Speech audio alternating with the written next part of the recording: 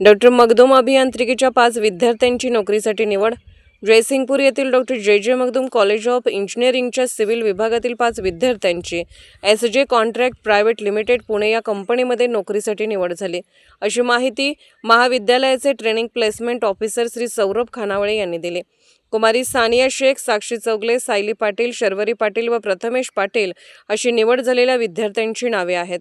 SJ contract private limited Pune ही नामांकित बांधकाम क्षेत्रातील कंपनी असून निवासी, व्यावसायिक इमारती, औद्योगिक प्रकल्प व सिव्हिल कामे यामध्ये कार्यरत असणारी कंपनी आहे.